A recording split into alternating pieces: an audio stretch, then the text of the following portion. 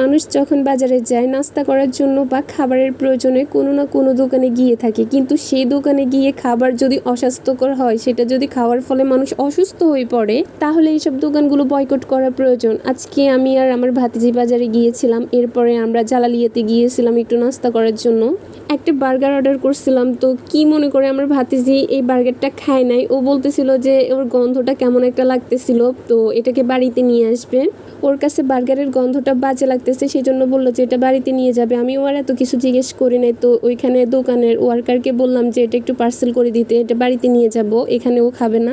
জালালিয়া থেকে বার্গারটা নিয়ে সেটা খাওয়ার ফলে আধা ঘন্টার মধ্যে আমার ভাতিজির পেটে প্রচুর রকমের ব্যথা শুরু হয়ে গেছে। ও কিন্তু অনেক বমিও করছে। একটা বার্গারের প্রাইস ওরা 100 টাকা করে নিচ্ছে, টাকা তো নিয়ে যাচ্ছে, কিন্তু খাবারটা যদি অস্বাস্থ্যকর হয়, খাওয়ার ফলে যদি মানুষ অসুস্থ হয়ে পড়ে, তাহলে এগুলো কোনোভাবে কি মানতে পারা যায় নাকি? দোকানের নাম যেরকম, খাবারটাও কিন্তু ওরকম স্বাস্থ্যসম্মত হওয়া প্রয়োজন, কিন্তু না, এটা একদম উল্টো বিপরীত। আমাদের ফুলগাজীর খাবারের দোকানগুলো কিন্তু অধিদপ্তর করার প্রয়োজন। কোন দোকানে ভালো খাবার বিক্রি করা হচ্ছে, কোন দোকানে খারাপ খাবার বিক্রি করা হচ্ছে, এগুলো অধিদপ্তর না করলে ভোক্তারা কিন্তু এভাবেই ঠকে যাবে। পচা অস্বাস্থ্যকর খাবারগুলো মানুষকে গরম করে দিবে, এটা খাওয়ার ফলে মানুষ অসুস্থ হয়ে পড়বে। তখন তার দায়ভার কে নিবে? ওই দোকানের মালিকরা নিবে না অন্য কেউ নিবে? বার্গারটা খাওয়ার ফলে আধা ঘন্টার মধ্যে আমার ভাতিজির পেটে ব্যথা শুরু হয়ে গেছে, এরপরে বমি করছে। এই খাবারটা খাওয়ার ফলে ওর আরও বেশি কিছু হইতে পারতো। এই দোকানগুলো বয়কট করা প্রয়োজন। যে দোকানে ভালো মানসম্মত খাবার পাওয়া যায়, ওইসব দোকানে মানুষ কষ্ট করে দূরে হলেও যাওয়াটা উচিত। যেমন ধরেন হীরা আছে, হীরা কিন্তু অনেক বছর ধরে সুনামের সাথে আমাদের ফুলগাজী বাজারের মধ্যে ভালোভাবে দোকানটা চালিয়ে যাচ্ছে, আর ওইখানকার রিভিউ অনেক ভালো। তারপরে ফুলগাজীতে নতুন দোকান হলো স্টারলাইন, যদিও এটা নতুন, তারপরেও কিন্তু ওইখানকার খাবারগুলো অনেক বেশি ভালো মানসম্মত। স্টারলাইন যাত্রী সাউনির সাথে এটা একটু আমাদের জন্য দূরে হয়ে গেছে, সেজন্য এখানে তেমন একটা যাওয়া হয় না। আমি মনে করি দূরে হলেও কিছুটা সময় নিয়ে ওইখানে যাওয়াটাই দরকার, কারণ যেখানে খাবার ভালো সেখানে মানুষ অবশ্যই যাবে।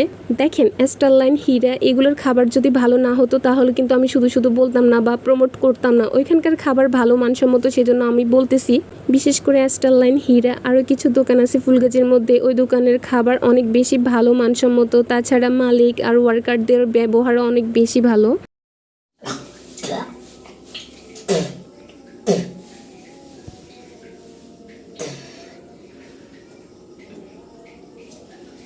দেখেন আমার ভাতিজি কিভাবে বমি করতেছে। এই পর্যন্ত 2বার বমি করছে। প্রথমবার যখন বমি করছে সেটার প্রুফ আমি নিতে পারি নাই, এখন আবার বমি করতেছে, সেটার প্রুফটা আপনাদেরকে দিয়ে দিলাম।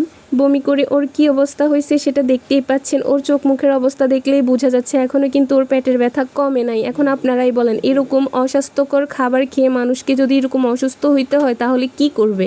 মানুষ তো আর খাবারের মধ্যে ঢুকে দেখে না যে খাবারটা ভালো নাকি খারাপ। তারা গরম করে দিচ্ছে, মনে তো হচ্ছে এটা ভালো খাবার, কিন্তু খাওয়ার পরে যদি মানুষের এইরকম অবস্থা হয় অসুস্থ হয়ে, তাহলে এগুলো কি কোনোভাবে মানতে পারা যায়?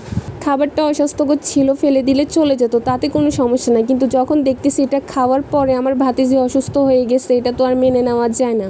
এই যে দেখেন, এটা কিন্তু ফেলে দিছি। এমন খাবার খেয়ে মানুষকে যদি অসুস্থ হইতে হয়, তাহলে এমন খাবার আর খাবারের দোকানকে কিন্তু সম্পূর্ণভাবে বয়কট করা উচিত।